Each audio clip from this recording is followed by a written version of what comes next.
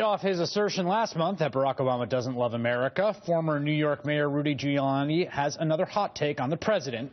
He should be more like another famous black man. Wait for it. Bill Cosby.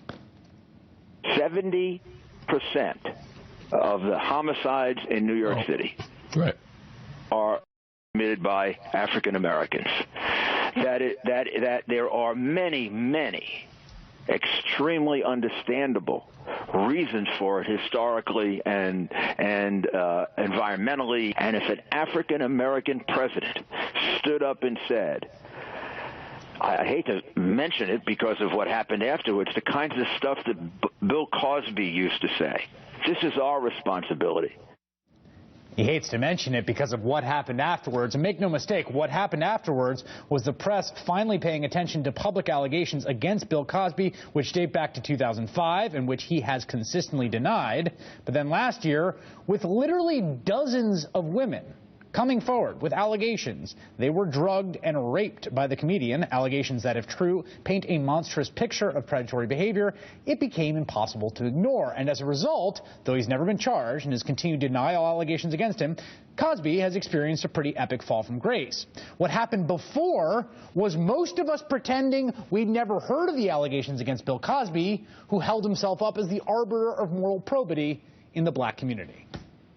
We knew how to fight. We knew how to protect our children, protect our women.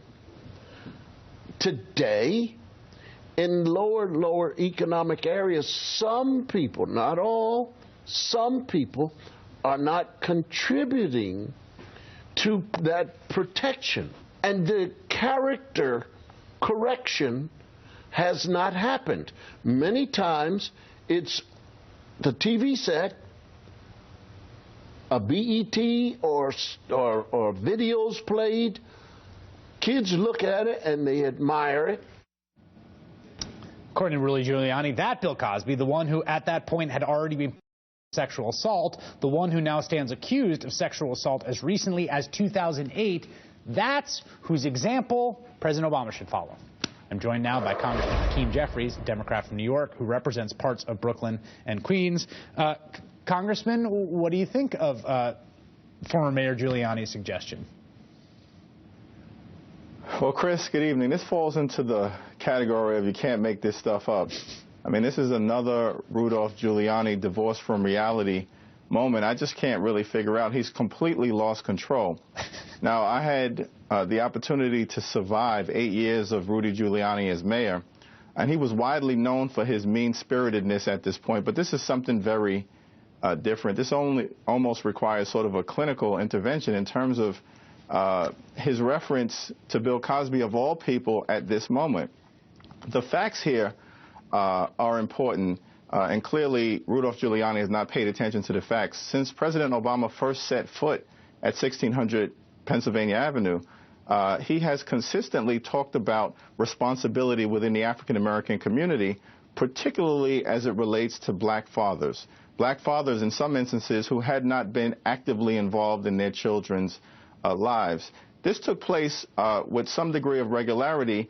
Every Father's Day, he would regularly appear in a black church. In fact, Chris, there were some African Americans who accused the president of being too harsh and not recognizing the fact. There were many who said that he was playing this ridiculous game of respectability politics that harkened back to the pound cake speech of a man named Bill Cosby when he was touring around the country telling people to pull their pants up. That's absolutely correct. And so the president has been extremely balanced in his approach. He recognizes that there are historic issues. He recognizes that the overwhelming majority of people in the African community are law-abiding citizens who contribute to this great country. There's a small fraction of individuals who haven't displayed personal responsibility, who've engaged in irresponsible acts. But that's no different in many ways than almost any other community. Rudolph Giuliani consistently fails to point out that 80% of the violent acts against white Americans are committed by white Americans. Certainly, we've got a black-on-black violence issue that we've got to deal with. It's very complex. Many of us are focused on trying to resolve it. But, you know, this race baiting that Rudolph Giuliani continues to engage in, this taunting of the president, is certainly beneath the mayor's former office that he held, and really has shown a sad, pathetic degradation in terms of his public persona.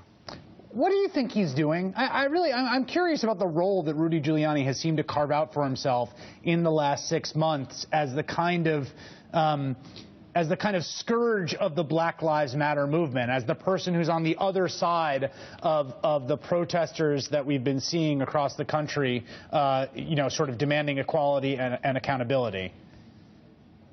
Well, this is not inconsistent with Rudolph Giuliani's unfortunate history. As you probably recall, Chris, in that first campaign in 1989 when he ran against David Dinkins, there was a lot of concern with some of the coded language that was used, not just by candidate Giuliani, but by many of his supporters. He infamously appeared at a police riot that took place in front of City Hall. It was widely characterized as such during the Dinkins administration when some members of the NYPD gathered at City Hall, some in mob-like fashion. Rudolph Giuliani gave a very red meat type of speech there. And there have been many other instances where he's displayed insensitivity or irresponsibility, even during his mayoralship. Yep. What seems to be happening right now is just this quest for relevance.